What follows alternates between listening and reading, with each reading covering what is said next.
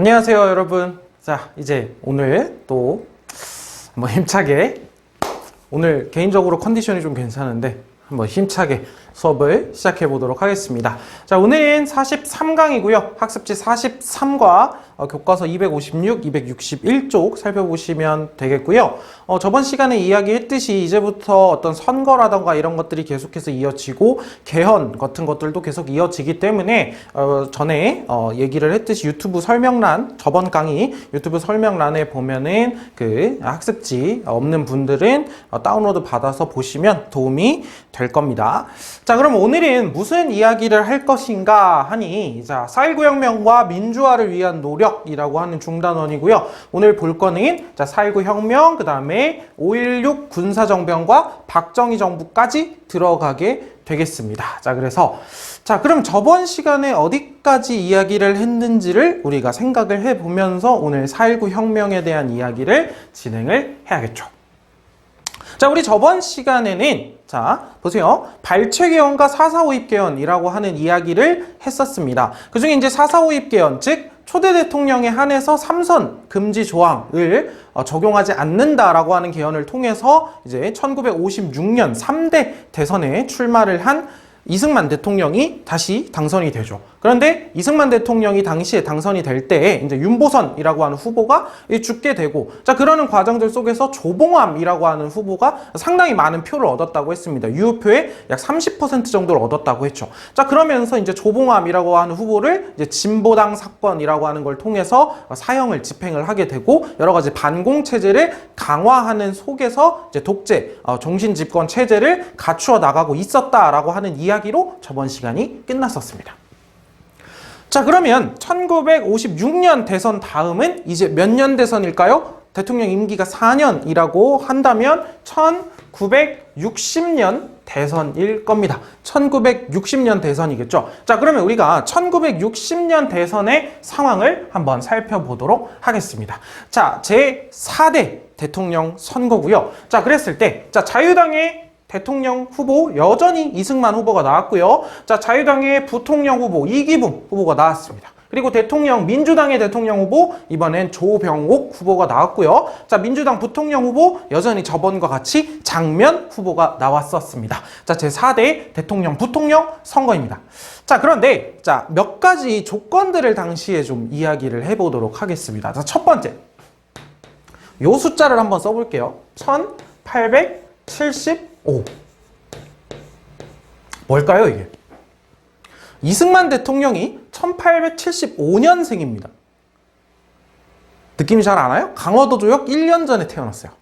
그렇죠? 그러니까 조선과 대한제국 일제강점기를 거쳐가지고 현재 4.19 혁명이라고 하는 이름이 나올 때까지, 즉 대한민국까지 계속 이어져 오고 있는 상황이죠. 나이가 굉장히 많죠, 당시에. 자, 계산을 해보면 당시 한국 나이로 86세입니다. 그렇기 때문에 이승만 대통령이 고령이었기 때문에 이제 건강 문제 같은 것들도 있었고, 자, 그리고 당시 규정에 의하면 대통령이 만약에 유고 시에 대통령이 뭐 만약에 사망한다거나 여러 가지 안 좋은 일이 있을 시에는 그 대통령의 임무를 누가 대행하게 되냐면 부통령이 이어서 받게 됩니다. 당시의 규정에 의하면. 그렇기 때문에 당시에 이 선거, 4대 대통령 선거에서 핵심은 부통령 선거였어요. 자유당도 이 부통령 선거에 굉장히 뭔가 심혈을 기울이는 모습을 보여주게 됩니다. 자, 그런데 자, 몇 가지 이야기를 좀 더 해볼게요. 자, 그런데 자, 이기붕 장면 어디서 봤었죠? 3대 부통령 후보 때도 선거 때도 둘이 붙었었죠. 그리고 그때 누가 이겼었어요? 장면이 이겼었죠. 즉 이기붕 후보는 이미 한번 졌던 후보예요. 그러니까 자, 첫 번째, 이승만 대통령이 상당히 고령입니다. 그래서 부통령 후보가 굉장히 중요한 가운데 부통령 후보로 나왔던 이기붕은 장면 후보에게 저번에 한번 졌었던 사람이란 말이에요. 그렇기 때문에 지금 자유당에게 굉장히 중요한 건 뭘까요? 이 이기붕 후보를 당선시키는 거고요. 그렇기 때문에 이 부통령 선거에 대대적인 부정선거를 저지르게 됩니다. 우리는 그 사건을 3월 15일 선거날이었거든요. 3.15 부정선거라고 이야기를 하게 됩니다. 자, 대통령 선거에는 딱히 부정선거를 할 필요가 없었던 게, 자, 이 대통령 선거가 진행되는 중에 저번에 신익희 후보가 죽었던 것처럼 조병옥 후보도 선거 기간 중에 사망합니다. 선거 기간 중에 사망을 해요. 그러니까 이승만이라고 하는 이 대통령이 당시에 대통령 후보로서 거의 유일한 후보였겠죠. 그래 당연히 당선되는 거다 보니까 여기에는 큰 문제가 없었는데, 자유당 입장에서 반드시 이기붕이라고 하는 사람을 부통령을 만들어야 했기 때문에 이게 여기에다 이제 대대적인 부정 선거를 저지르게 된 거죠. 저번에도 얘기를 했지만 안 되면 되게 하라라고 하는 건 정치에서 상당히 위험합니다. 안 되면 되게 하라. 안 될 것 같으니 되게 만들기 위해서 이런 범죄를 저지르게 된 거죠. 자, 그래서 이제 자유당 입장에서 조직적으로 부정선거를 준비를 하게 되고요. 자, 반공 독재의 모습들 이전에 봤었죠. 진보당 사건뿐만이 아니라 뭐 국가보안법이라던가 아니면 뭐 경향신문을 폐간한다던가 여러 가지 그런 사회적 분위기 속에서, 그리고 경제적 어려움 저번에 얘기했었습니다. 1950년대 말이 되면 미국의 무상 원조가 유상 차관, 즉 빚으로 전환이 되면서 경제적인 어려움이 나타나고 있었다고요. 그러니까 이런 정치적인 문제와 이런 경제적인 문제로 민심이 등을 돌리고 있는 그런 가운데에서 부통령을 이기붕을 만들어야 하니까 3.15 부정선거를 저지른 거죠. 그래서 관권을 동원해서, 자, 이미 자유당 정부는 여당 정부죠. 현 정부죠. 그렇기 때문에 여러 권력들을 사용을 해서 부정선거를 준비하기에 좋았던 겁니다. 그래서 대대적인 부정선거를 준비를 하게 되고요. 결국 부통령의 자유당 이기붕이 당선이 됩니다. 대대적인 부정선거를 저질렀어요. 어떠한 방법들을 저질렀냐면, 자, 학습지도 있는데, 자, 당시에 내무부 장관이라고 하는 사람, 이 최인규라고 하는 사람이 이렇게 이제 부정선거를 거의 총괄 지휘하고 있었다라고 보시면 되고요. 이 사람은 나중에 4.19 혁명 이후에 사형당합니다. 부정선거 사범으로요. 자, 지역별로 4할 정도, 40% 정도를 먼저 투표를 해가지고 투표함에다가 넣어두라. 그쵸? 자, 3명에서 9명의 조를 편성해서 조장이 조원의 표를 확인하고, 비밀 투표 원칙을 어기는 거네요. 어디에다가 찍었는지를 확인하겠다는 겁니다. 자유당 선거운동원에게 보여줍니다. 자, 검사를 받는 거예요. 자, 이기붕 찍었어요. 검사를 받고 투표함에 넣도록 할 것. 자, 이거 이외에도 굉장히 기상천외한 짓들을 많이 저지르는데, 자, 선거 과정에서는 여기에다가 플러스 해가지고 선거인 명부 있잖아? 선거인 명부에다가 죽은 사람을 집어넣어가지고 조작을 하기도 하고요. 아니면 개표 과정에서는 막 올빼미 표라고 해가지고요. 개표 과정에서 갑자기 정전이 싹 되는 거야. 정전이 싹 되는 거야. 그러면 그 잠깐 정전된 동안에 투표함을 바꿔치기 하는 거예요. 바꿔친 그 투표함은 뭐야? 이미 안에다가 이기붕을 집어넣은, 이기붕을 찍은 표들을 미리 집어넣어 놓은 투표함을 넣어놓고 다시 그걸로 정전이 딱 해결이 되면 잠깐 소란이 있었습니다 하고 그걸로 다시 개표를 하고. 이러니까 이기붕이 당선이 안 되는 게 되겠어요? 되겠어요? 그래가지고 처음에는 어떤 지역에서는 이런 일도 발생을 한 거야. 어떤 지역에서는 이기붕의 표가 115%가 나온 거예요. 말이 돼요? 100%가 그 지역에 있는 사람이 다 이기붕을 찍었다는 얘기죠. 그런데 115%가 나왔다는 건 뭐야? 그쵸? 과잉 충성. 충성이 너무 심해서 표를 너무 많이 넣어놓은 거예요. 그래가지고 거기 선거인 명부에, 그 지역 선거인 명부에 예를 들면 1000명이 있었으면 뭐 예를 들면 1200명이 투표를 한 게 된 거예요. 표를 너무 많이 넣어놓은 거야. 계산을 안 하고. 뭐 이런 때도 생기고. 나중에 개표를 다 해보니까 이기붕이 전국에서 99%가 나온 거야. 99%가. 그랬더니 자유당 쪽에서 이거 좀 그렇다. 좀 깎아라 라고 해가지고 한 70% 정도로 깎습니다. 한 70% 언저리로. 그래서 깎아가지고 이제 이기붕이 당선이 되게 되는데요. 자, 이 과정들이 너무나 눈에 보이고 이렇다 보니까 이제 야당 쪽에서도 엄청난 반발을 하게 되고요. 이 선거 날 당시에도 이미 선거를 하러 갔던, 투표를 하러 갔던 사람들도 알 거 아닙니까? 느꼈을 거 아니에요. 자, 그래서 이제 부정선거에 항의한, 이건 부정선거다, 선거 다시 해야 된다 라고 하는 부정선거에 항의하는 시위가 전국 각지에서 발생을 하게 됩니다. 또 대표적으로 그 당일에 마산에서 이제 시위가 벌어지다가 뭐 경찰이 발포를 하면서 이제 수십 명의 사상자가 발생하는 그런 사건들도 이어지고 있었습니다. 자, 이렇게 부정선거에 대해서 사람들의 어떤 분노라고 해야 될까요? 이런 것들이 전국적으로 퍼져나가는 가운데에서 부정선거를 규탄하고 선거를 다시 치러야 한다는 여론이 전국적으로 퍼져나가고 있었습니다. 자, 이렇게 시간이 진행되고 있었죠. 자, 자, 그런데 갑자기 마산 앞바다에서 시신 한 구가 떠올랐어요. 마산 앞바다에서. 여기 마산 앞바다에서 시신 한 구가 떠올랐는데 건져보니 이미 이제 시신이 이제 물에 빠져 있었잖아요. 그러니까 이제 훼손이 될 대로 훼손이 되어 있었고, 얼굴은 최루탄을 맞아가지고, 최루탄이 박혀 있었다고 하죠. 최루탄을 맞아가지고 이제 얼굴도 상당히 훼손이 많이 되어 있는 그런 시신이 한 구가 떠오릅니다. 조사 결과 이제 당시에 아마 시위에 참여했을 것으로 판단되는 김주열 학생, 김주열 열사의 시신이었고요. 이 시신이 발견되고 이것이 이제 신문 기사나 이런 데 알려지게 되면서 정말 전국적으로 들불이 퍼지듯이 시위가 확산이 됩니다.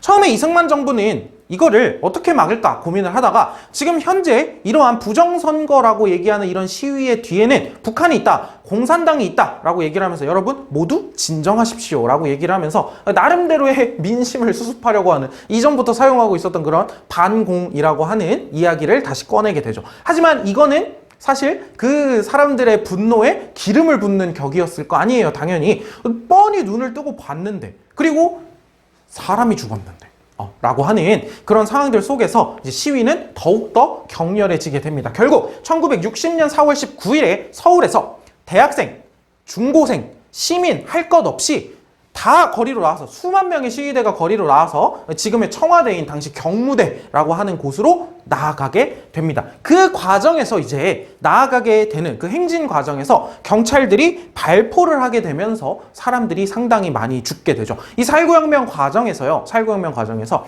약 130여 명 정도가 사망을 하게 되고 한 1000여 명 정도가 부상을 당하게 된다고 하는데, 이때 이제 많은 사람들이 죽게 됩니다. 그 당시에 사망했던 써있죠? 중학생입니다. 여자 중학생이 이제 당시 이제 시위에 나가면서 4.19 혁명 그 시위에 나가면서 어머님께 남겨놓은 편지라고 하는 게 이제 교과서에 있어서 같이 한번 읽어보려고 가지고 왔습니다. 자, 어머님 끝까지 부정선거 데모로 싸우겠습니다. 지금 저와 저희 모든 친구들 그리고 대한민국 모든 학생들은 우리나라 민주주의를 위하여 피를 흘리고 있습니다. 어머니, 데모, 시위에 나간 저를 책망하지 마시옵소서. 우리들이 아니면 누가 데모를 하겠습니까? 저는 아직 철 없는 줄 잘 압니다. 그러나 국가와 민족을 위하는 길이 어떻다는 것은 잘 알고 있습니다. 라고 하고요. 이 시위에 나가서 경찰 발포로 이 한성여중 진영숙 학생은 사망하게 됩니다. 이 편지는 이제 매년 어쨌든 뭐 작년부터 이 학습지에 싣고 있는데 작년도 그렇고 올해도 그렇고 읽을 때마다 참 많은 생각들을 하게 해주는 것 같아요. 중학생이라고 하는 단순히 어리다라고 치부하기에는 저 나이가 아닐 수도 있겠구나, 당시에는 막 그런 생각들도 좀 하게 되고요. 여러분들도 어떤 점들을 느꼈는지 한번 스스로 한번 생각을 좀 해봤으면 좋겠어요. 자, 이승만 정부는 시위가 점점 커지게 되자 결국 계엄령을 선포를 하고 군대를 쫙 거리에 깔게 됩니다. 계엄령을 선포하고 군대를 동원하게 되죠.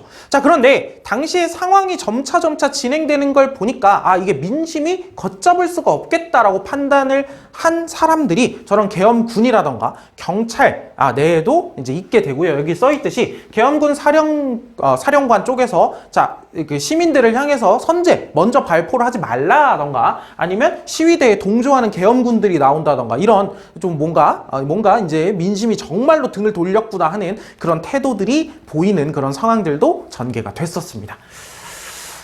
자, 그러는 가운데에서 시위는 점점점 확산이 되고 있었고요. 정말 이제 초등학생들까지 참여하는 그런 모습들을 볼 수 있고요. 초등학생, 중학생, 고등학생, 대학생, 그냥 일반 직장인들 아니면 농민, 노동자 할 것 없이 정말 많은 사람들, 정말 다양한 계층의, 정말 거의 모든 계층의 사람들이 이제 혁명, 시위에 참여를 하게 됩니다. 근데 많은 사람들이 죽었다고 이야기를 했었죠.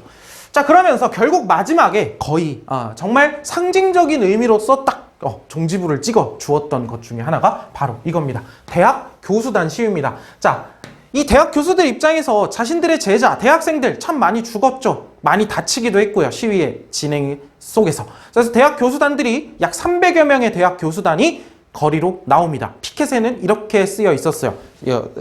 플래카드에는 그렇게 쓰여 있었습니다. 학생들의 피해 보답하라 라고 이야기를 하면서 대학 교수단이 시위, 거리로 나와서 시위를 전개를 하게 되고요. 많은 시위대가 그 뒤를 따르게 되었죠. 결국 다음날 1960년 4월 26일 이승만 대통령은 하야 선언을 하게 됩니다. 물러나겠다는 뜻이에요. 하야, 야, 들로 내려가겠다, 내려가겠다라고 하는 성명을 발표를 하게 됩니다. 참 많은 사람이 죽었었습니다. 한번 볼까요? 한 140명 정도가 죽었다고 이야기를 하는데, 사망했다고 얘기를 하는데 그 구성들이에요. 초등학교, 중학생도 있고요. 고교생, 대학생, 회사원, 학원, 하층 노동자라던가 무직자들, 아니면 신원 미상인 사람들까지 이렇게 참 많은 사람들이 또 시위에 참여해서 목숨을 잃은 그런 모습들을 또 살펴볼 수 있습니다. 그러니까 이걸 보면은 정말 거의 모든 계층의 사람들이 거리에 나와 있었구나라고 하는 걸 또 볼 수 있는 거죠. 자, 우리 4.19 혁명에 대해서 한번 좀 생각을 해보자면요. 참 신기해요. 선생님은 개인적으로 이거 하나만 좀 이야기를 하는데 요건 읽고 여러분들이 한번 이해를 좀 해보면 좋겠는데, 자, 2번 같은 경우에는 이 뒤쪽에 나오는 그런 이야기들에 조금 더 나올 겁니다. 왜냐면, 자, 2번부터 좀 이야기를 할게요. 자, 평화통일운동의 주춧돌이라고 하는 이유가 뭐냐면, 이승만 정부의 통일정책은 뭐라 그랬어요? 위로 올라가는, 위로 군사적인 힘으로 위를 점령하는, 위로 밀고 올라가는 북진 통일 정책이라 그랬죠. 그러면서 전에 진보당 사건 자체도 평화통일이라고 하는 그 공약이 조봉암 후보에서 나와서 이제 그런 것들이 간첩죄로 엮여 들어갔다라고 이야기를 했잖아요. 자, 그러는 가운데에서 사실 평화통일이라고 하는 그런 이야기가 나올 수가 없었겠죠. 그러면서 이승만 정부가 무너졌으니까 이제 평화통일 운동에 주춧돌이 놓여졌다, 이런 표현을 또 하는 겁니다. 앞에 있는 반독재 민주화 운동이라고 하는 거는 앞으로도 이어질 거고요. 자, 그런데 이 민주혁명이라고 하는 점에서 참 신기한 게 있어요. 정말 선생님은, 나는 이제 또 개인적으로 신기한 것 중에 하나가, 자, 우리가 조선, 대한제국을 거쳐서 일제강점기라고 하는 시기를 거쳐서 미군정을 잠깐 거쳤지만, 자, 대한민국 정부가 수립된 게 1948년입니다. 즉, 우리가 처음으로 내 손으로 투표라고 하는 걸 해본 선거가 치러진 게 1948년이에요. 자, 그로부터 12년 후인 1960년입니다.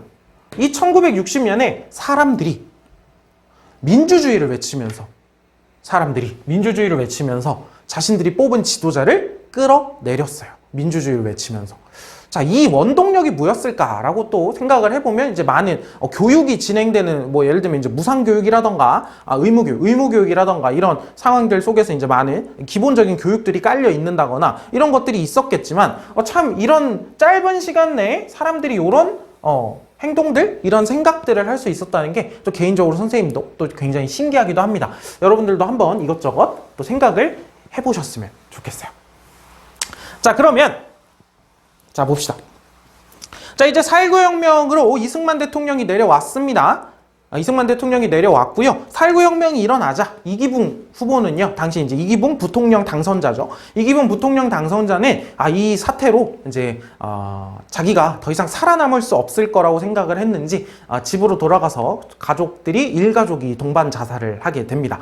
그렇게 되고요. 자, 그럼 부통령이 없죠. 자, 그럼 다음은 국무총리라던가 그랬을 텐데, 그 다음 해가지고 이제 후보가 이제 당시에 남아있었던 대통령 자리를 이어가지고 정부를 이끌어갈 남아있었던 다음 자리가 외무부 장관이었습니다. 외무부 장관이었는데, 당시에 외무부 장관 이름이 허정이었어요. 허정. 그래서 이 허정이라고 하는 분이 이제 정부를 이어받게 됩니다. 그래서 이 정부, 이승만 정부로부터 다음 정상적인 정부로 이어나가는 그 과도기에 있는 정부다라고 해가지고 어떤 데에서는 허정 과도정부라고 하는 표현을 쓰기도 할 겁니다. 허정, 사람 이름이에요. 허정이 이끄는 과도정부가 이어지게 될 겁니다. 자, 그걸 보기 전에 자, 6.25 전쟁, 6.25 전쟁이래. 숫자가 너무 많이 나오다 보니까 막 본능적으로 나올 때가 있어요. 4.19 혁명 이후에 어떠한 상황들이 벌어졌는지를 우리가 한번 좀 이야기를 해보자고요. 자, 3번. 민주화 요구와 평화통일운동이 확산되다. 평화통일운동이 나오게 되는 계기는 선생님이 방금 얘기를 했었죠. 자, 1번. 민주화 요구가 분출이 됩니다. 그러니까 단순히 민주화라고 하는 게 지금 독재에 반대하는 정치적 민주화뿐만이 아니라 각종 분야에서 뭔가 이전부터 내려오고 있었던 폐쇄 같은 것을 없애고 실제 민주적인 제도로 돌아갈 수 있는, 민주적인 분위기로 돌아갈 수 있는 그런 상황들을 요구하기 시작했다는 거죠. 대표적으로 학원 민주화. 여러분들이 다니는 수학학원, 영어학원이 아니라요, 학교를 얘기하는 겁니다. 학교 문화, 학교의 민주화라던가 아니면 이런 것도 하나의 요구일 수 있죠. 6.25 전쟁 중에 민간인 학살 사건 이런 거 있었다고 얘기를 했잖아요. 민간인 학살 사건. 그러니까 정부가 사과를 해야 되거나 정부에 의해서 일어난 것들 참 많이 있었다라고 얘기를 했죠. 그런데 그런 것들이 이제 이승만 정부에 의해서 있었던 사건이다 보니까 6.25 전쟁이 그 이승만 정부의 때 일이잖아요. 그렇다 보니까 그런 것들, 진상조사나 이런 것들이 제대로 이루어지지 않았던 거죠. 그런 것들을 다시 조사를 하고 정부가 사과할 거 사과해라 라던가 이런 이야기들이 또 이야기가 나오게 되고요. 또 한편으로 평화통일운동이 전개가 됩니다. 그래서 일본에 반공정책에 억눌려 있었던, 아까 얘기했죠, 평화통일운동이 활성화된다거나 이번에 학생들을 주도로 해가지고 남북 학생회담을 요구한다거나 그래가지고 큰 대회가 열립니다. 그래서 그 대회에서 뭐 이런 가자 북으로 오라 남으로와 같은 이런 구호가 나오기도 하고요. 아니면 중립화 통일론 등, 즉 이전에 북진 통일에 억눌려 있었던 그 반공이라고 하는 거에 억눌려 있었던 여러 가지 방식의 통일운동에 대한 이야기들이 터져 나오게 된다는 거죠. 뭐 예를 들면 이제 나왔던 구호들 보면 이 땅이 네 땅인데 오도 가도 못하는가 라던가, 아니면 경제협력을 주장하는 이북전기, 이남전기, 이북살과 같은 이런 이야기들 이 나온다거나, 아무튼 뭐 요런 여러 가지 구호들 속에서 통일, 새로운 이전에 얘기하지 못했었던 평화통일 방안들의 이야기가 나오게 되죠. 그런데 조금 있다가 나오게 될, 다음 파트에서 나오게 될 장면 내각 같은 경우에는 이 평화통일에 대해서 이렇게 대응을 합니다. 선, 건설, 후, 평화통일 이렇게 이야기를 하게 되면서 일축을 하게 되죠. 이게 무슨 소리야? 선, 건설. 먼저 경제개발이나 여러 가지 우리나라에 필요한 것들을 먼저 하고 평화통일은 후에 논의를 하자라고 딱 이야기를 하게 됩니다. 장면 내각 이제 한번 살펴보도록 하죠. 그러면 자, 4번 장면 내각이 출범하다라고 이야기가 나와 있습니다. 아까 얘기를 했듯이 그 허정이라고 하는 분이 이어받은 허정과도 정부에서 이제 개헌을 추진을 하게 되고요. 그것이 세 번째 3차 개헌입니다. 이제야 처음으로 정상적인 개헌이 나오게 되죠. 이것도 정상적인 상황 속에서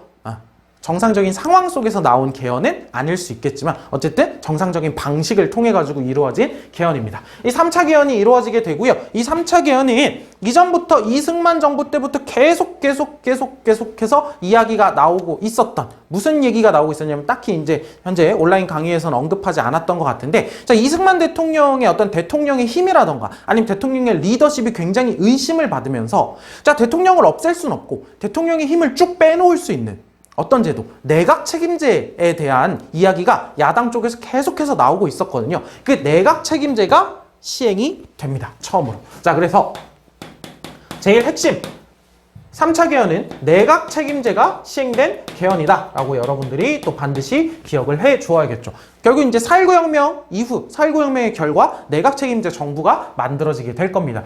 그리고 이제 국회가 양원제로 진행이 되게 되는데, 자, 양원이라고 하면 여러분 혹시 뉴스에서나 여러 가지 매체들을 통해 가지고 혹시 다른 나라 국회들에 보면은 국회에 상원이 있고 뭐 하원이 있다, 국회가 두 개로 나누어져 있다, 이런 얘기 들어본 적 있죠. 자, 이 상원, 하원처럼 이렇게 나누어져 있는 두 개의 원이 있다라고 해서 양원제라고 하거든요. 양원제라고 하는데, 자, 우리나라의 하원으로는 당시 이제 이름으로 민의원을 뽑고, 그리고 상원에는 참의원이라고 해가지고 두 개의 양쪽 원을 이제 기능을 나눠 놓고 이제 선거도 또 투표도 따로 하고 해가지고 이제 국회를 이렇게 양원으로 나눠 놓는 그런 개헌을 하게 됐는데, 일단 요거는 요런 게 있구나라고 기억을 하시고, 일단 제일 중요한 거 내각 책임제가 진행이 됩니다. 그래서 이 3차 개헌 이후에 이 총선에서 당시 야당이었던 민주당이 압승을 치르게 되고요. 자유당은 거의 사실상 몰락하게 됩니다. 그래서 야당인 민주당이 압승을 하게 되고요. 이 국회에서 대통령을 윤보선으로 뽑게 되고요. 자, 한번 써볼까요? 대통령을 윤보선으로 뽑게 되고, 그 다음 국무총리로 장면 2 지명이 됩니다. 대통령에 의해서. 자, 그래서 자, 내각 책임제라고 하는 저 제도 자체가 뭐예요? 의회에서 다수를 차지하는 그 정당에서 어떤 내각 구성권을 가지고 있는 거나 총리를 하고요. 그러니까 제일 중요한 건 뭐예요? 내각 책임제에서. 대통령도 대통령이지만 대통령은 일종의 상징적인 의미를 가지게 되는 거고 그 내각, 정당에서 뽑은 제일 높은 누구? 총리가 이 내각 책임제에서 굉장히 중요한 역할을 하게 됩니다. 그래서 윤보선 정부 이렇게 안 부르고 뭐라고 부르는 거예요? 장면 내각 이렇게 부르는 거죠. 장면 내각이 출범을 하게 됩니다. 자, 그래서 개혁을 추진을 하게 돼요. 뭐 지방자치제를 실시한다거나 아니면 공무원 공개 채용 제도를 실시를 한다거나 아니면 이제 우리가 경제개발이 굉장히 중요하다라고 하는 생각 아래에서 경제개발 5개년 계획 같은 것들을 마련한다거나 이거 잠깐만 잘 기억을 해놔 보세요. 자, 경제개발 5개년 계획을 마련을 한다거나 이러한 개혁을 추진해 나가게 됩니다. 그런데 이 당시 장면 내각, 즉 민주당 정부는요, 한계가 꽤나 명확했다라고 이야기를 하기도 하는데, 자, 한번 봅시다. 자, 당시에 아까 얘기했잖아. 이거 지우진 않을게요. 위에 보자. 요런 상황들 있죠. 굉장히 여기저기에서 많은 요구들, 많은 시위들이 진행이 되고 있는 상황입니다. 참 사회가 시끄러웠겠죠. 사회가 시끄러웠을 거고, 사실 이 많은 요구들에 정부가 일일이 다 대응하고 일일이 다 무언가 리액션을 내놓는 것들이 쉬운 일이 절대 아니었을 거예요. 쉬운 일이 절대 아니었을 텐데, 뭐 그래서 한계로 지적되는 것 중에 하나가 4.19 혁명으로 분출된 민주화 요구, 각계각층에서 나오고 있는 이 민주화 요구를 적극적으로 수용하지 못했고, 부정선거 책임자라던가 이 부정축제자, 부정적인 방법으로 재산을 축적한 사람을 얘기하는 겁니다. 부정축제자 처벌에 소극적이었다? 4.19 혁명으로 세워진 내각인데 왜 이랬을까라고 하는 것들을 보면, 자, 이 과정을 한번 우리가 살펴볼 수 있어야 되는데 그냥 간단하게만 얘기를 할게요. 자, 민주당이 정권을 잡았잖아요. 근데 이 민주당 내에는 계파가 있었단 말이야. 그냥 크게 나눠보면 민주당 구파와 민주당 신파로 나뉘어가지고 이 둘이 엄청나게 내부 갈등을 하고 있는 상황이었단 말이에요. 그래서 대통령도 보면은 대통령 윤보선이죠. 이 사람은 구파입니다. 구파예요. 그래서 윤보선 대통령이 처음에 이제 총리를 지명을 해야 되잖아. 그럼 자기와 같은 구파로 지명을 하고 싶죠. 그래서 김도연이라고 하는 분을 이제 총리로 지명을 합니다. 같은 구파인. 그런데 이제 총리 지명이 의회에서 통과가 안 돼요. 그래가지고 두 번째 아니었던 이 민주당의 신파였던 장면이 이제 총리가 된 거죠. 자, 그러고 나서 이제 장면이 내각을 구성할 때 내각 구성원들을 정부 구성원들을 많은 다수를 또 신파로 구성을 하게 되고, 자, 그러는 가운데에서 이 구파가 불만이 생기게 되면서 실제로 민주당에서 구파가 따로 나가서 다른 당을 차려요. 신민당이라고 해가지고. 자, 그렇다 보니까 지금 민주당 내부가 지금 바깥 상황에 제대로 대응할 수 있는 상황이 아니야. 지금 내부 갈등 때문에. 자, 이런 상황들이 있다 보니까 이렇게 제대로 무언가 해나가야 되는 것들에 대해서 제대로 대응이 되지 못했던 그런 상황들도 있습니다. 그런데 단순히 이 시기가 너무 시끄러웠고 너무 혼란스러웠다라고 얘기를 하기에는, 자, 봐봐. 1948년에 처음으로 민주주의 제도라고 하는 게 시행이 됐고, 그러고 나서 한동안 전쟁 이후에는 이제 사실상 이제 장기 집권, 거의 독재 정부를 겪고 있었단 말이에요. 자, 그러고 나서 처음으로 내 목소리를 제대로 낼 수 있는 상황이 딱 오니까 사회가 시끄러울 수밖에 없죠. 우리가 민주주의 사회로 다시 한번 말을 해볼게. 우리가 민주주의 정부로 이행해 나아가는 과정에서 필수적으로 나타날 수밖에 없었던 진통이다라고 이야기를 할 수도 있습니다. 여러분들이 어떻게 생각하느냐에 따라 다르겠지만요. 자, 그래서 어쨌든 이런 민주당은 내부적인 한계가 있었던 거는 분명합니다. 자, 그래서 부정선거 책임자들이 이제 제대로 또 처벌이 많이 안 되고 이러는 상황들이 있다 보니까 교과서에는 4차 개헌을 따로 설명하고 있지 않아요. 그런데 뭐 어디에선가 여러분들이 또 들어볼 필요는 있으니까. 왜냐면 지금 아무 얘기 안 하면요, 3차 개헌은 방금 봤잖아. 그리고 다음이 바로 5차 개헌이 나오거든요. 근데 이제 4차 개헌은 자, 뭐라고 얘기를 하기도 하냐면, 자, 잠깐만. 그래서 선거 사범들이 제대로 처벌받지 않는 그런 상황들 속에서 이루어진 겁니다. 자, 4차 개헌은 뭐라고도 부르냐? 소급 입법 개헌이라고도 부릅니다. 자, 소급이 뭐냐? 소급 입법이 뭐냐 그러면, 자, 어떤 법이 있는데 그 법을 만들기 이전의 일까지 적용할 수 있게 법을 제정하는 일이다라고 하는 건데요. 자, 법이라는 게 원래 그렇습니다. 우리 일단 법은 원칙 자체가 뭐냐면 소급 금지예요. 소급을 금지해요. 자, 이게 이제 시간 순서야. 시간 순서야. 법이 이 시기에 만들어졌어요. A라는 법이 만들어졌어요. 이 A라는 법은 A라고 하는, 이제 소문자 A예요. 소문자 A라고 하는 어떤 것들을 처벌하기 위해서 만들어진 법이라고 쳐봅시다. A 법이에요. 그러면 여기에 A라고 하는 범죄가 일어났어요. 처벌할 수 있죠. 여기에 A라고 하는 범죄가 일어났어요. 처벌하겠죠. A법에 따라서. 그런데 여기에 이 시간은 이렇게 흐르고 있습니다. 시간은. 여기에 이전에 A법이 만들어지기 전에 있었던 이 범죄 있잖아. 이 범죄에는 이걸 적용할 수 없단 말이야. 그게 바로 소급을 금지한다라는 거예요. 그러면 뒤집어서 얘기하면 이 법을 이전에 있었던, 법이 만들어지기 이전에 있었던 상황에 적용하는 걸 뭐 한다라고 하는 거예요? 소급한다라고 이야기를 하는 거죠. 그래서 소급 입법 개헌은 어떻게 하는 거냐? 자, 계속 볼게요. 1960년 3.15 부정선거 관련자 및 부정축제자들, 이제 이승만 정부에서 이제 부정적으로 재산을 축적한 자들을 소급하여, 그러니까 그 이전까지 처벌할 수 있도록 한 헌법 개정이다. 자, 우리가 헌법에 소급이 금지되어 있기 때문에 이들에게 소급을 시키려면 헌법을 개정했어야 되는 거예요. 그래서 4차 개헌이 있게 되는 거죠. 자, 1960년 10월 8일에 법원의 판결에서요, 발포 책임자, 그러니까 4.19 혁명 당시에 발포를 명령했던 발포 책임자인 그 시 경찰국장만 사형이 선고되고, 나머지는 증거 불충분 이유로 무죄나 무죄에 가까운 아주 가벼운 형량을 선고받고 풀려나서 도망을 갔습니다.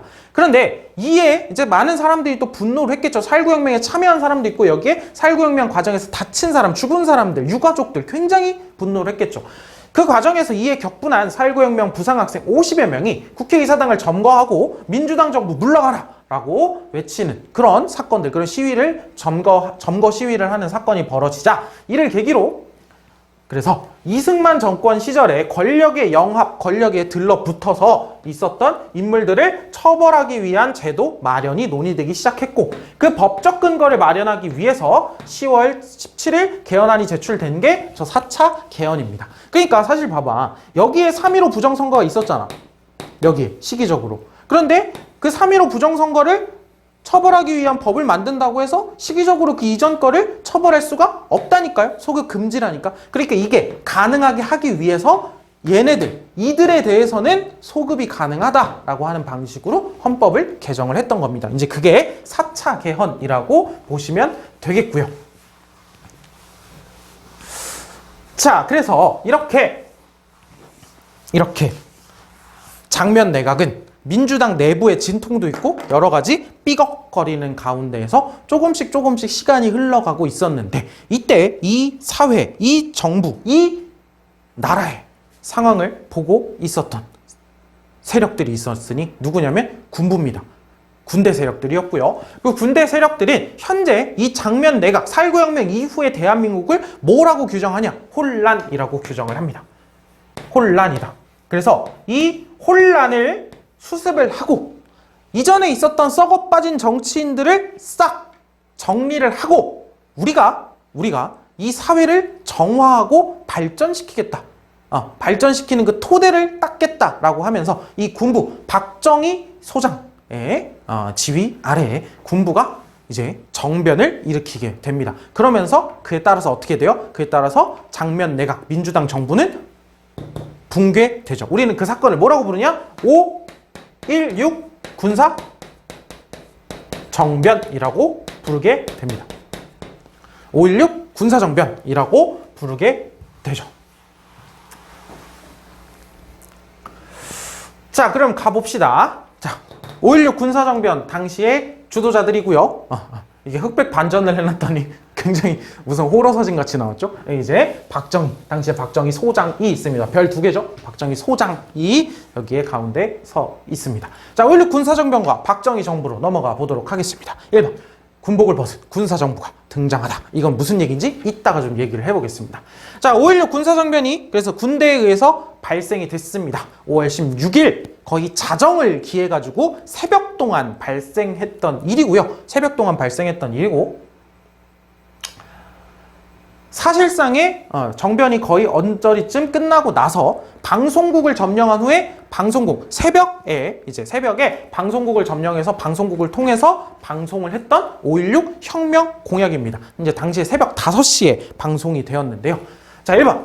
자, 우리가 이제 정부 그러니까 처음에 이 앞에도 말이 있어요. 이제 우리 군부 세력이 입법, 사법, 행정의 3권을 모두 장악했다. 이러면서 이제 시작을 하는데, 자, 1번 보겠습니다. 반공을 이제 국가에서 해야 하는 국가에서 해야 하는 일 중에 제일 중요한 것으로 삼고 지금까지 형식적이고 구호에만 그친 반공태세를 재정비 강화한다. 지금 이거 혁명공약은 뒷면에 있습니다. 43페이지 뒷면에. 자, 반공을 국시의 제1의로 삼고 지금까지 형식적이고 구호에만 그친 반공태세를 재정비 강화한다. 1번에 반공이 나와 있네. 자, 그러니까 뭐 하겠다는 거야? 반공태세를 더욱더 강화하겠다라고 하는 이야기입니다. 두 번째, 유엔 헌장을 준수하고 국제협약을 충실히 이행할 것이며 미국을 앞세운 자유우방들과의 유대를 더욱 공고히 한다. 우방은 우리 편을 얘기하는 거죠. 자유 세력들, 공산주의에 반대되는 세력들이라고 생각을 하면 됩니다.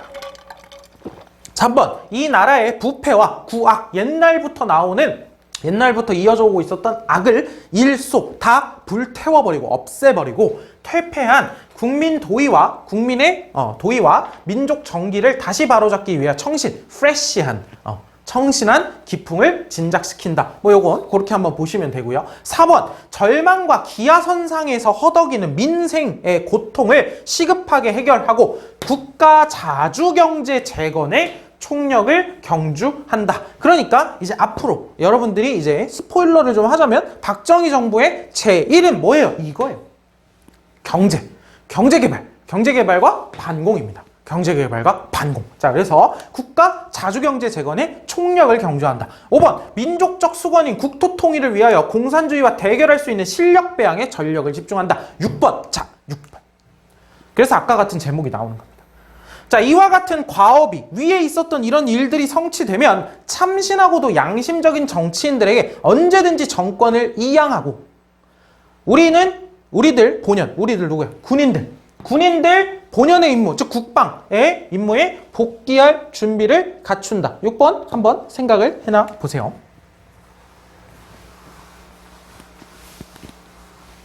자, 이런 혁명 공약을 발표를 하게 되고 이제 정권을 장악을 하게 됩니다. 그러면서 이제 군정을 실시를 하게 되죠. 자, 그래서 이제 국가에 뭐 내각도 있었고 정부도 있었지만 그거 이외에 비상기구잖아요. 비상 상황이잖아. 군정이 실시가 되는. 그렇기 때문에 이제 군정기구를 설치를 하게 됩니다. 군정기구의 이름은 국가 재건 최고회의라고 하는 국가재건 최고회의라고 하는 이름의 비상기구를 설치를 하게 되고 여기를 통해서 군정을 실시해 나가게 됩니다. 그리고 한편 중앙정보부라고 하는 정보기구를 설치를 하게 되고요.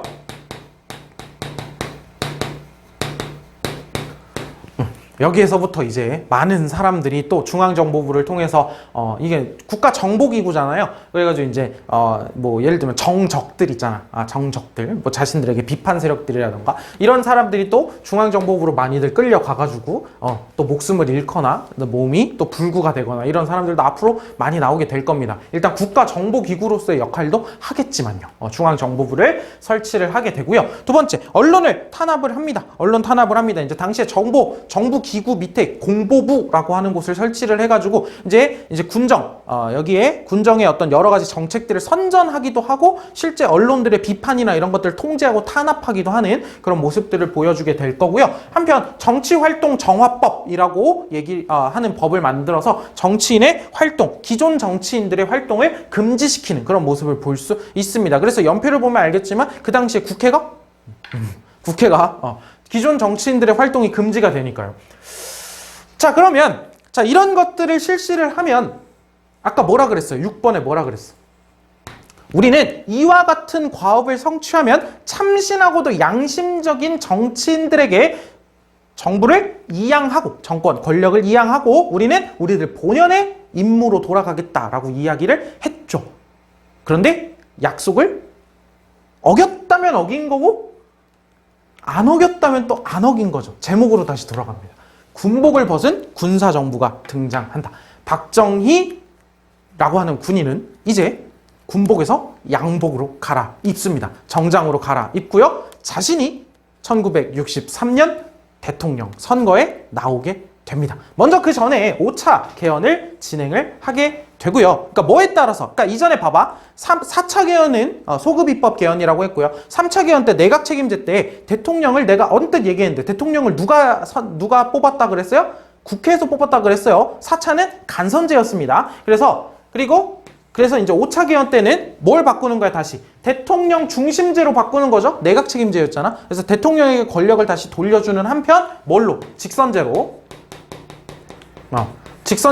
돌리게 됩니다. 직선제로 돌리게 되고요. 그래서 이 5차 개헌 이후에 대통령 선거가 치러지게 되고 그 대통령 선거에 군복을 벗고 정장을 입은 박정희라고 하는 정치인이, 이번엔 정치인이 박정희가 대통령에 당선이 되게 됩니다. 그래서 당시에 이제 박정희 정부의 여당은, 여당은 우리가 좀 기억하자 그랬어요. 여당은 민주공화당이라고 이야기를 하고요. 뭐 줄여서 민공당 이렇게 부르는 게 아니라 일반적으로는 그냥 공화당이라고도 많이 부릅니다. 민주공화당 후보의 박정희 후보가 대통령에 당선이 됩니다. 그래서 숨가쁘게 달려왔죠. 5.16 군사, 그러니까 4.19 혁명 이후에 여러 혼란상을 겪다가 5.16 군사 정변, 혼란하기도 하고 뭐 여러 가지 시끄러운 것들 중에 이제 사람들의 요구가 터져 나오기도 하고 민주당은 거기에 또 제대로 대응하지 못하고 이러는 가운데에서 이런 것들을 한마디로 딱 혼란이라고 얘기를 한 군부에 의해서 5.16 군사 정변이 발생을 했고 군정이 한동안 실시가 되다가 군복을 벗고 양복, 정장으로 갈아입은 박정희가 대통령에 당선이 됩니다. 아까 얘기했죠. 박정희 정부의 제일 중요한 반공, 또 하나 더. 혁명공약에 써있는 표현대로라면 뭐예요? 국가 자주경제 재건, 즉 경제개발이라고 하는 거죠. 경제개발. 자, 그래서 이미 군정을 실시할 때부터 1962년 군정이 실시될 때요. 1962년이면 뭘 실시하냐? 제1차 한번 다 써볼게요. 길긴 하지만 경제개발 5개년 계획이라고 하는 걸 실시를 합니다. 내가 아까 이거 경제개발 5개년 계획이라고 하는 거 밑줄을 그으면서 이거 좀 기억해 놓으라 그랬죠. 언제? 장면 내각 때. 그러니까 장면 내각 때 실시하려던 경제개발 5개년 계획을 가지고 와서 이것저것 고치고 수정해서 미국의 자문도 받고 막 이렇게 해가지고 이제 제1차 경제개발 5개년 계획을 진행을 하는 상황이었습니다. 그러니까 박정희 대통령이 됐을 때도 이제 경제개발 5개년 계획은 이미 진행 중이었던 거죠. 자, 그럼 경제개발이 필요하려면 얘들아 돈을 벌려면 뭐가 필요해요? 요즘 자본주의 사회에는. 경제개발을 하려면 시설도 필요하고 뭐 여러 가지 만들 것들도 많잖아. 결국 경제개발, 즉 돈을 벌려면 뭐가 필요해요? 돈이 필요해요. 우리나라는 돈이 없잖아. 그럼 뭐가 필요해? 경제개발하려면 외국 자본을 유치할 필요가 있죠. 그렇다 보니까 우리가 이야기를 하는 게 이제 43 뒷면에 있는 2번과 3번 보시면 2번은 좀 이따 이제 이름을 쓸 거고 3번 베트남 파병 이런 것들이 2번, 3번 같은 것들이 어떠한 상황에서 벌어지는 거야? 경제개발을 해야 되는데 지금 우리나라엔 자금이 부족하니 외국 자본을 유치하려는 과정들 속에서 2번, 3번과 같은 정책들이 시행되고 있다라고 하는 걸 여러분들이 일단 맥락을 좀 잡아주셔야겠죠. 자, 그래서 2번 한일협정이라고 이야기를 합니다.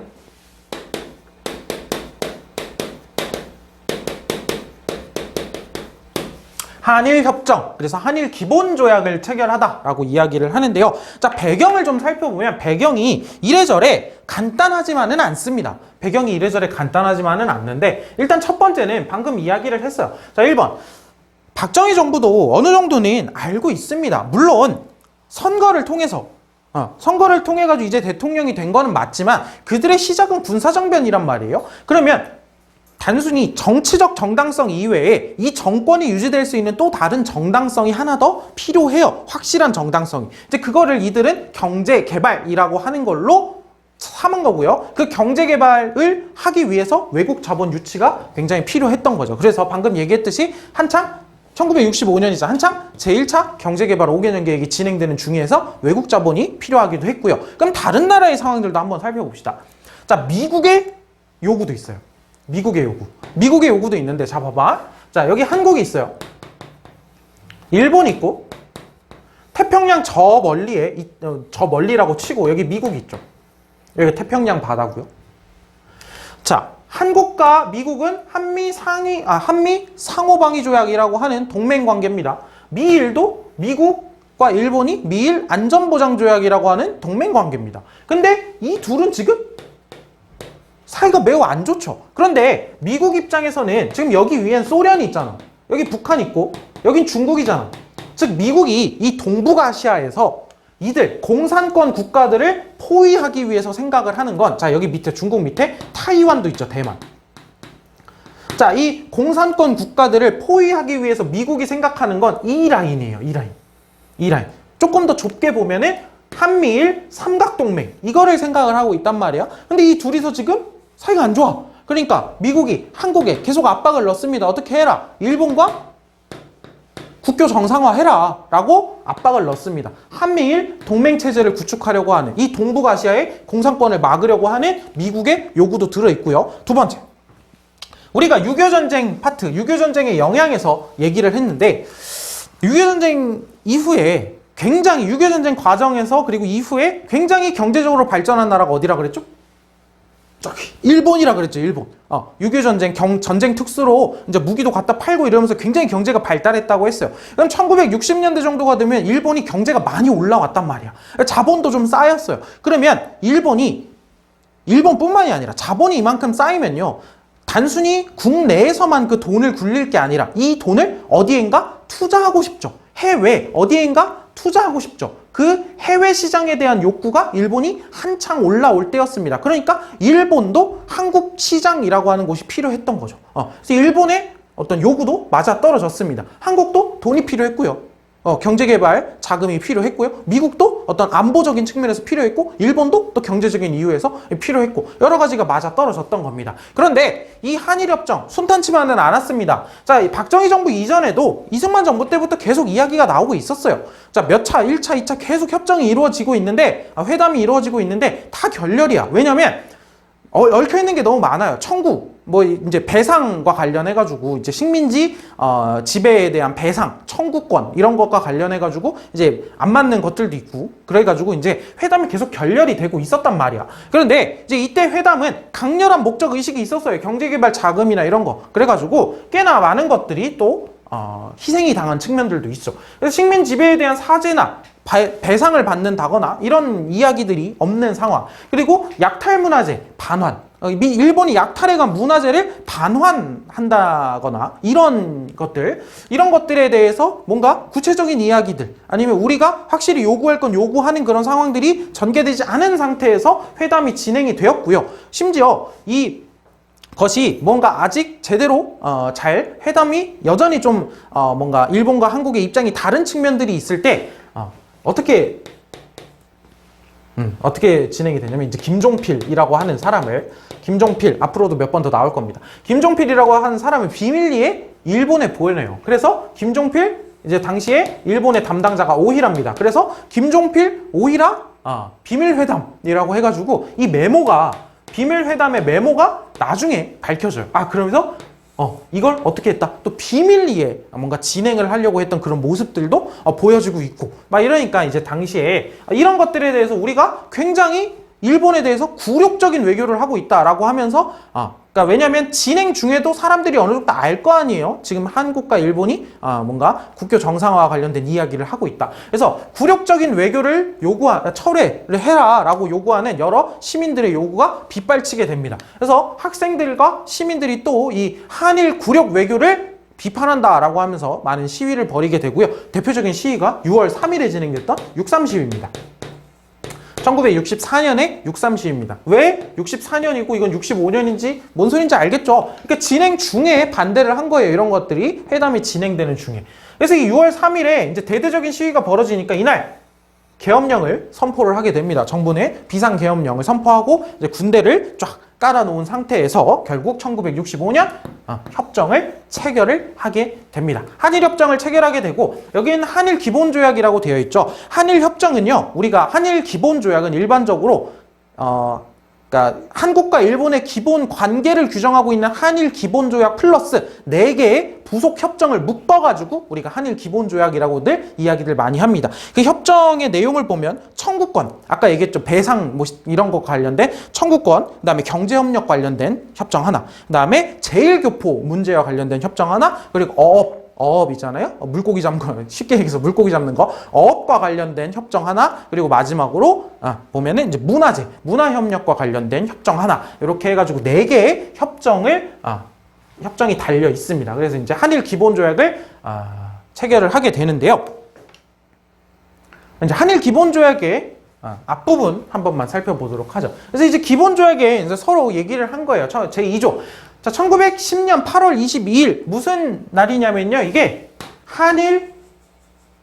한국이 강제병합당한 그 조약 있잖아요. 그 조약문이 서명이 된 날입니다. 1910년 8월 22일 및 그 이전에 대한제국과 일본 간에 체결된 모든 조약 및 협정이 이미 무효임을 확인한다. 우리가 생각해 볼 수 있는 게 있죠. 자, 그러니까 강제병합. 그리고 그 이전에 대한제국과 일본제국 간에 체결된 모든 조약, 뭐 있어요? 을사늑약, 정미조약, 뭐 여러 가지들이 있잖아. 그러니까 불평등 조약들이라던가 우리의 주권을 침해했던 조약들, 그 조약들 및 협정이 모두 이미 무효다라고 하는 것을 확인한다라고 이야기를 하게 되죠. 물론 저 이미 무효라고 하는 것에도 입장 차이가 있는 것 같아요. 요즘에 해석하는 걸 보면 한국과 일본의 이미 무효라고 하는 게, 그러니까 한국 쪽에서는 원래부터 무효였다 라고 하는 거고, 일본 쪽에서는 1945년 8월 15일 제2차 세계대전이 끝나는 그 시점 있잖아요. 자기들이 종전을 한, 그러니까 자기들이 패배한 그 날을 기점으로 이미 무효다. 뭐 이렇게 주장하기도 하는 사람들도 있고요. 그래서 요것도 좀 해석이 달라지는 것 같은데, 어찌됐든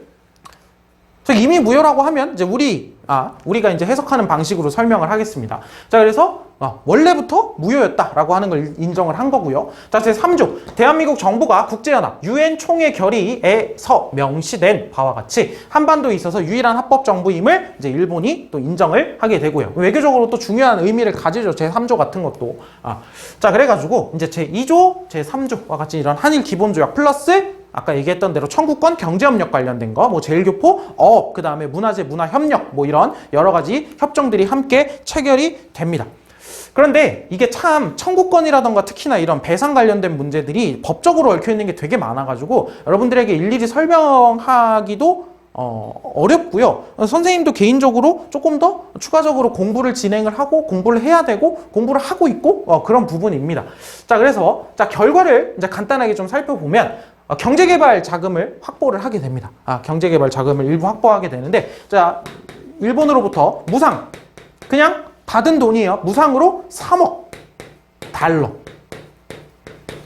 3억을 받게 되고요. 그 다음에 플러스 유상, 차관, 빚, 나중에 갚아야 돼요. 근데 절이에요, 절이. 이자가 낮은 장기 절이 정부 차관 형식으로 해가지고 유상으로 2억 달러. 정도를 받아가지고 이제 요게 나중에 이제 경제개발 자금의 상당수 많이 이제 또 뭐라고 해야 될까, 활용이 되는 그런 모습들을 살펴볼 수 있는데, 자, 2번 이런 거에 있어서 지금 명확하게 한계가 분명하죠. 식민지배에 대한 사죄나 배상을 받지 못한 것뿐만이 아니라 이 청구권 관련해가지고 청구권 관련해가지고 이제 식민지 배상 문제와 관련된 거잖아요. 이 청구권과 관련해서 이 청구권을 뭐 사실상 뭔가 정부가 이 일본으로부터 이 받은 돈으로 끝내버린 느낌이 드는 조약이기도 하거든요. 이제 그 이후에 법적인 해석들이 왔다 갔다 하는 가운데에서 그거는 이제 개인 배상은 가능하다라던가 이런 이야기들도 나오고, 그거에 따라서 이제 뭐 위안부 배상이라던가 위안부 보상이라던가 뭐 징용 피해자, 징병 피해자, 뭐 이런 분들에 대한 어떤 배상이라던가 이런 것들이 또 요구되고 있고, 갈등이 또 빚어지고 있고 하는데, 그런 갈등이 빚어질 수밖에 없게 만든 그 원인을 제공을 한 게 바로 이 한일 기본조약, 이 한일 협정이라고 한다는 측면에서 또 한계가 분명하게 되죠. 그리고 문화재나 문화협력 관련해서도 문화재도 이제 반환이라고 하는 표현이 아니라 저 문화재 관련 협정에 보면 인도, 라고 하는 표현을 쓰거든요. 이거는 분명하게 일본이 뺏어갔는데 돌려준다라는 느낌인데, 자, 인도는 뭐냐면 인도한다, 그러니까 문화재를 인도한다라고 하면은 반환이 아니라 뭔가 일본이 해주는 듯한 이런 느낌. 그러니까 여기에 써 있는 대로 여기 안 써 있네. 여기 안 써 있네요. 상당히 한국 정부가 당시에 이 경제개발 자금 확보라고 하는 것에 조금 더 초점이 맞춰져 있다 보니까 다른 부분들에 있어서 상당히 많이 한국이 양보했다라고 하는 그런 평가를 받기도 해요. 그래가지고 좀 여러 가지 한계점들이 있는 그런 문제점들이 있는 그런 협정이기도 하다라고 하는 걸 볼 수 있죠. 그래서 이때 경제개발 자금을 일부 확보하고요. 이 돈으로 만들어진 회사가 현재 포스코, 어디? 포항제철이죠. 포항제철입니다. 그래가지고 이때 이제 이 돈으로 이제 포항제철이 만들어지게 됩니다. 경부고속도로도 나중에 이 돈들로 이제 만들어지게 되고요. 자, 그 다음은 베트남 전쟁에 파병하다라고 하는 파트입니다. 베트남 전쟁 파병 역시도 어느 정도 이제 경제개발의 연장선 차원에서 우리가 살펴볼 수 있는데요. 자, 배경에는 이제 미국의 요청이 있었습니다. 미국이 이제 베트남 전쟁을 시작을 하게 됐고, 베트남에서 전쟁을 하는데, 미국도 입장이 참 난처했던 거야. 미국 내부에서도 반전 여론이 굉장히 심했거든요. 굉장히 심했는데, 그래가지고 미국이 굉장히 당시에 미국 혼자서 베트남에서 싸우는 게 아니라 다른 동맹국들 있잖아. 미국이 군사 동맹을 맺은 국가들에게 파병 요청을 많이 합니다. 즉 뭐냐면 나 혼자서가 아니라 여러 국가들이 같이 싸워준다는 정당성을 확보할 필요도 있었던 거예요, 미국이. 무슨 느낌인지 이해돼요? 그래서 미국이 이제 요청을 하게 되었고, 또 군사동맹 국가잖아요. 그래가지고 이제 한국군 현대화, 그 다음에 우리 군대를 미국이 현대화 시켜주겠다. 그리고 경제발전 자금을 주겠다. 그리고 기술, 그리고 돈, 차관, 빚이지만 이제 저리로 주겠죠. 차관 제공 등을 약속을 받으면서 외국 자본 유치가 중요했으니까. 그래서 이제 국제적으로도 미국 내부에서도 반전 여론이 매우 심했고, 국내에서 부정적인 여론도 분명히 있기는 있었는데, 이제 국내에서는 상당히 좀 복잡했던 것 같아요. 왜냐하면 6.25 전쟁이 끝난 지 얼마 안 됐잖아. 그리고 전에 듣기에 베트남 전쟁이 또 공산당 대 자본주의, 자유주의래. 그런 것들을 살펴봤을 때 내부적으로 또 베트남 전쟁에 대해서 호의적인 여론, 파병에 대해서 호의적인 여론이 있었던 것도 뭐 어느 정도 있었다라고 하는 이야기를 하기도 하죠. 어찌되었든 총 4차례에 걸쳐서 파병을 하게 되고요. 육군만 약 31만여 명이 파병을 가게 됩니다. 자, 그래서 이제 파병을 이제 4차례가 거쳐서 갔다는 건 1차, 2차, 3차 계속 증파, 더욱더 파병해 달라고 하는 요구들이 있었던 거죠. 그래서 그 요구들 가운데에서 이제 뭔가 미군이 이걸 약속을 했잖아. 그런데 이제 한 3차, 4차쯤에 가가지고 이제 그 한국 정부에서 아니 현대화랑 경제발전 자금, 기술 먼저 해준다며. 그거 먼저 해줘야 우리가 더 보내줄 거 아니야. 그거 약속했잖아. 라고 이야기를 하면서 미국의 관련 담당자와 맺었던 각서입니다. 그래서 당시 미국 그 업무 관련된 담당자 이름이 브라운이었고요. 브라운 각서라고 이야기를 하죠.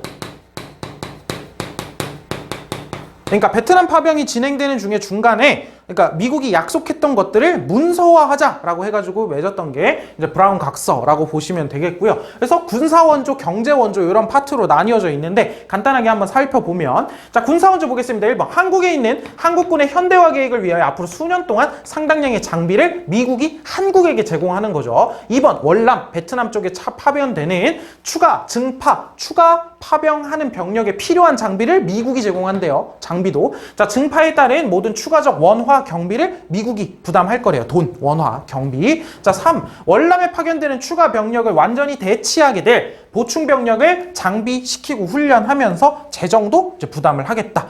군사를 보내달라 이거예요, 결국에. 자, B. 경제 원조. 4번 수출을 진행시키기 위한 모든 분야에서 한국에 대한 기술 원조, 기술적인 부분도 도와주겠다. 이런 것들이 하나하나 지금 다 브라운 각서에 들어가 있는 거죠. 5번 1965년 5월에 한국에 대해 약속했던 이 차관 1억 5천만 달러 규모의 차관에 덧붙여서 미국 정부는 적절한 사업이 개발됨에 따라 한국의 경제 발전을 돕기 위한 추가 차관도 제공을 할 것이다.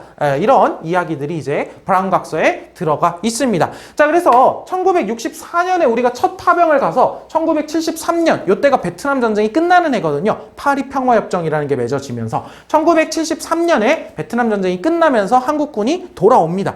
돌아올 때까지 이제 많은 기술 아니면 많은 자금들, 한국군과 관련된 장비들 이런 것들이 들어오게 되고요. 우리는 이때를 뭐라고 부르냐면 베트남 전쟁 특수라고 부릅니다. 경제개발 자금이 이제 많이 들어오게 되잖아요. 그리고 이때는 봐봐.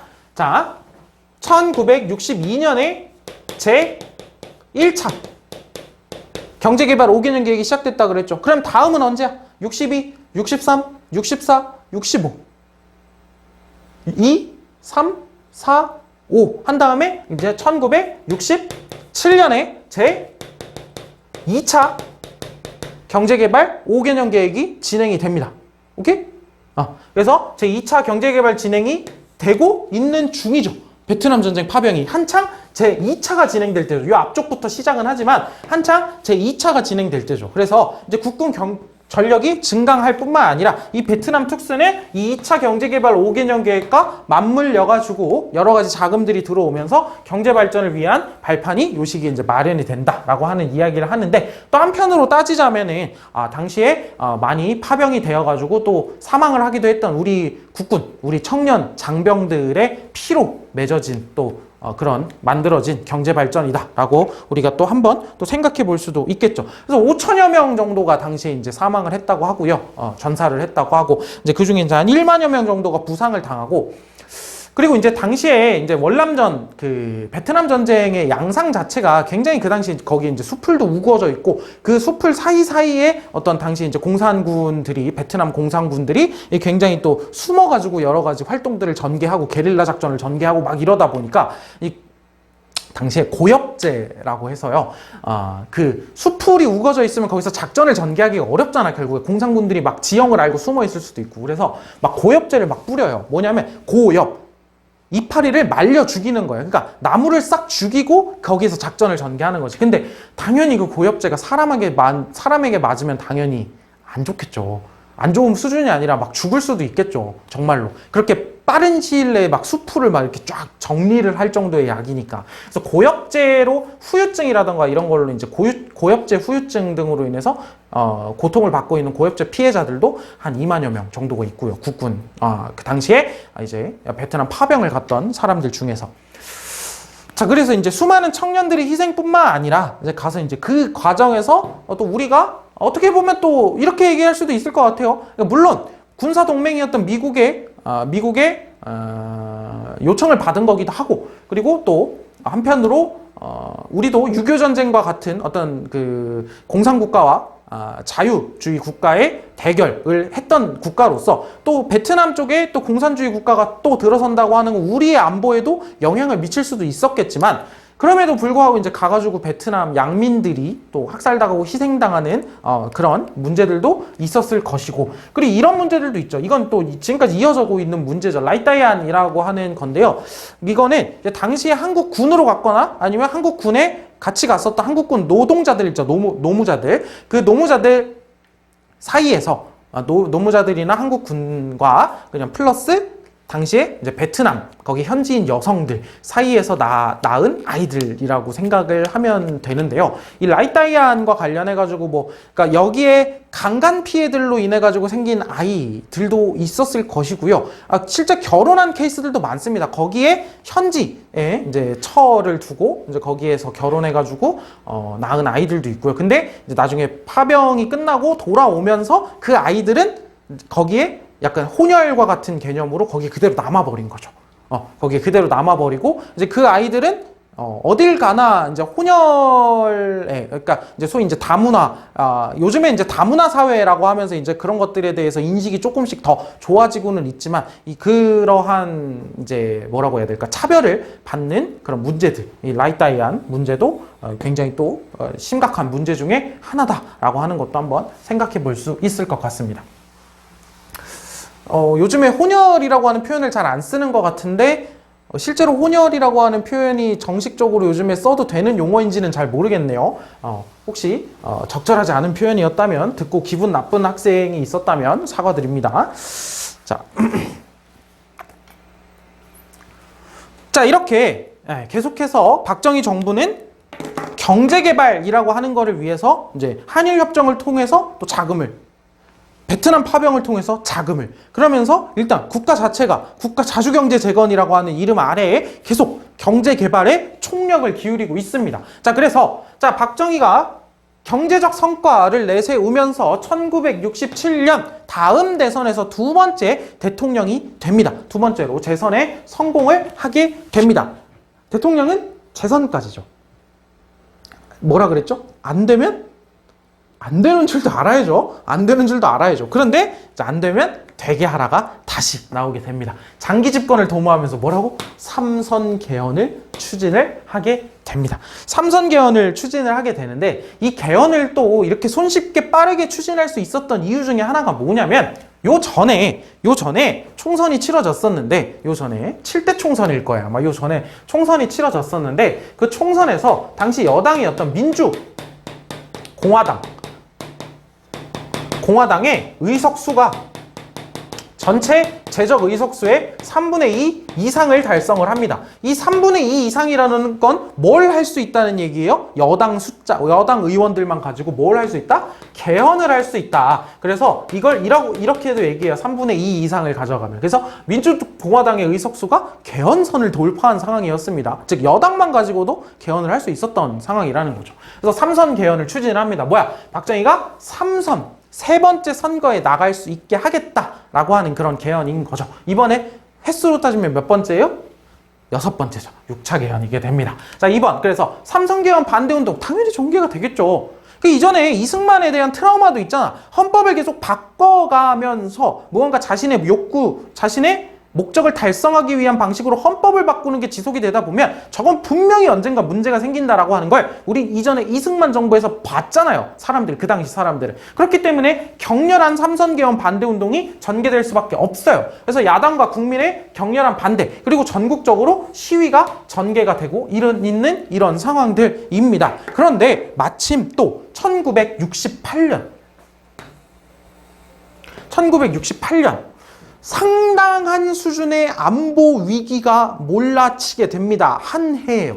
여기에 써있는 1.21 사태, 푸에블로 사건, 그리고 울진 삼척지구 무장공비 침투 사건 모두 한 해에 있었던 사건이에요. 자, 간단하게만 설명을 하자면 1.21 사태는 북한의 게릴라 유격부대 31명이 청와대를 습격하기 위해서 서울로 내려왔던 사건입니다. 물론 다 잡히고 사살되고 하는데 지금 한 명 살아남아 있죠. 또 한 명인지는 모르겠는데 어쨌든 그 한 분 김신조라고 하는 사람 지금 살아남아 있죠.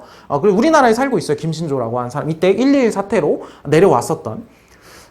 그렇죠. 청와대를 습격하기 위해서 온 거예요. 그래서 이걸로 인해서 이제 예비군이 생겼죠. 예비군이. 이 1.21 사태로 예비군을 만들려고 창설하려고 하는 속도가 훨씬 빨라져서 거의 바로 예비군이 만들어지게 됩니다. 그로부터 이틀 후입니다.